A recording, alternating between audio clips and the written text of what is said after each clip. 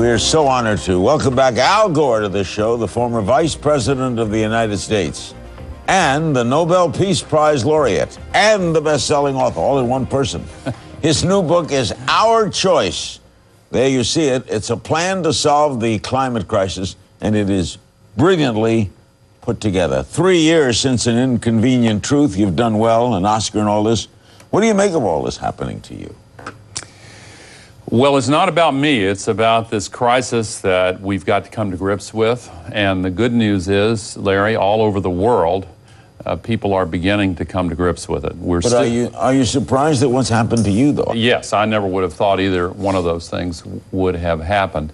For me personally, the experience has simply been feeling very passionately about something that I'm called to do something about. It just feels like I've got to do it. And, you know, I never intended this to be such a cause in my life. I walked into a classroom more than 41 years ago and learned from one of the great scientists of this whole field, Roger Revelle, the first person to measure CO2 in the Earth's atmosphere.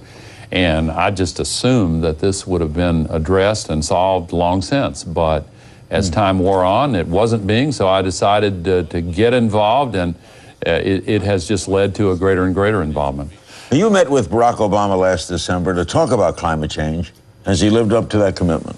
Well, he's done an awful lot, Larry.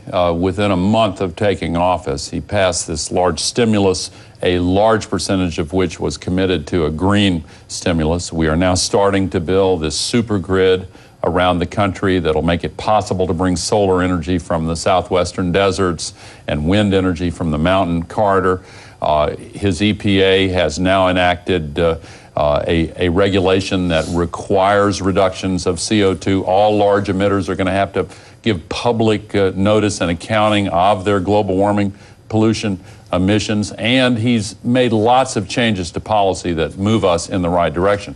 Now, the bad news is the health care debate has consumed so much time this year that the schedule's been pushed back, but we really have seen a sea change under President Obama. All right, a year into his presidency, you supported him. That was a dramatic time in that campaign when you came out for Barack Obama.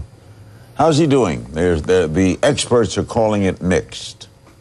Well, he hasn't even completed his first year, and most of his major proposals are still being processed by the Congress. But by my lights, I think he's doing an extraordinarily good job. What he inherited, and I know people don't necessarily like to hear continued references to the deep hole that we were in when he took over, but it's a fact. We had the deepest economic downturn since the Great Depression.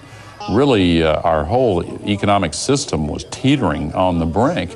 And now the recession is technically over. The new jobs numbers released today offer further encouragement that even though the recovery is going to take quite a long time, we're definitely heading in the right direction. I think you'll be maybe the first vice president who then has a president that follows and both win the Nobel Peace Prize. I don't think that's ever happened. Were you surprised that President Obama got one?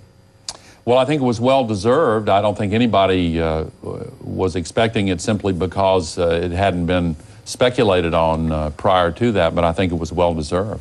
How did you react when you got it? Oh, I was thrilled. Surprised too?